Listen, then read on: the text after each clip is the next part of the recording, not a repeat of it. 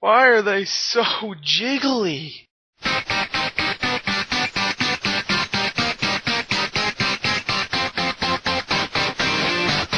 a crooked little town, they were lost and never found. Fallen leaves, fallen leaves, fallen leaves on the ground. Okay, now the controls in Monday Night Combat are actually really good, I have to admit. The button placements are good, where everything is. The sensitivity in the beginning is good, so you don't need to go and fiddle around with it to make it good. I think it's perfect the way it is, and I just think it works all together. It just feels like how you would control a big, tough guy with armor on, and he's also a cartoon. So it just feels right. I don't know. It just feels good for a third-person shooter, and it's great. This is how I would think something like Team Fortress, which everybody's comparing this. Everybody's actually saying it's a ripoff. That's how I would think Team Fortress third-person shooter would feel like. So definitely good for the controls wise. So let's go on to the sound of the game. Okay, now the sound overall was actually really good, I have to admit. You don't get many voiceovers in the game, but when you do, they're actually really funny, very creative. Like, the narrator in the game is my second favorite narrator this year, right next to Naughty Bear. I don't know, maybe British people, they're just funny. British narrators that are talking into a psychopathic teddy bear's head and telling him to kill people, that's genius. He's just like a regular commentary guy, like watching like a football match or something, just like a football game or something. He's pretty much the same kind. He's like, oh, the action is intense, and he would say something funny concerning him and his male dancing career and something like that. It's funny. He might repeat it too often, but it's pretty funny. And each of your characters has like a little thing he says. Sometimes, if you're lucky, he'll say something like he'll comment on the guy he just killed or something. If you're lucky. I mean, I heard it like twice for the two people I played, like once for each of them, and I was like surprised that I was like, maybe I pressed something if you could say it, like in Red Dead Redemption when you're playing free mode, you can press a button for them to talk. I just referenced two other games in my review of this game. Yes, I go off topic. Anyway, I didn't know if you pressed a button to like get them to go and insult people, but I don't know. Maybe it is, but I didn't figure that out. So anyway, overall, yeah, the sound is really good. Even though you don't get many voiceovers, like the sound effects themselves are very good. And yeah, there you go. That's the sound. Pretty freaking good overall. Okay, now the graphics in the game, everybody should know that I am a big fan of cel-shaded graphics, and no different here. These graphics are amazing to me.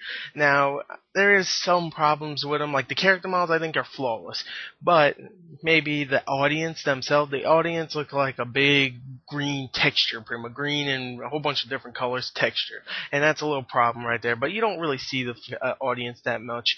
You like maybe when they're panning over, you see like just a big texture of messy colors. It's like grass mixed with dirt covered in puke. It's just, ugh.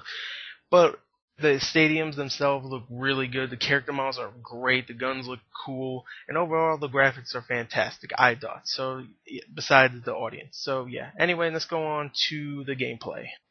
Okay, now the gameplay in the game is really good. I have to admit, it's extremely fun. It's probably the most fun I had with an arcade game this year. I know, sorry Snoopy, but really, it's extreme amount of fun. Now let me just get straight into what the game is. It's a third-person shooter pretty much, but let me explain the game modes in the actual game. The first game mode is called Blitz, which is pretty much any kind of horde mode, except this time you have to actually protect stuff besides protect yourself, pretty much. You have to do that, but you have to do both. You have to protect this thing called the money ball, which is the most important part of the game, pretty much, of both modes. And, yeah, you pretty much have to protect these from robots, endless waves of robots, until either 10, like, there's different modes for this mode, like, you have it for easy and 10 waves, or hard and 10 waves, and hard and 20, and all that, and infinite, too, just a survival round. And it's pretty much them trying to go and destroy yours, and you have to pretty much set up turrets, kind of like a tower defense kind of game. And you have to set up turrets and stuff and to stop them and pretty much just get to the end without dying, pretty much. Well, you can die, but without destroying your money balls.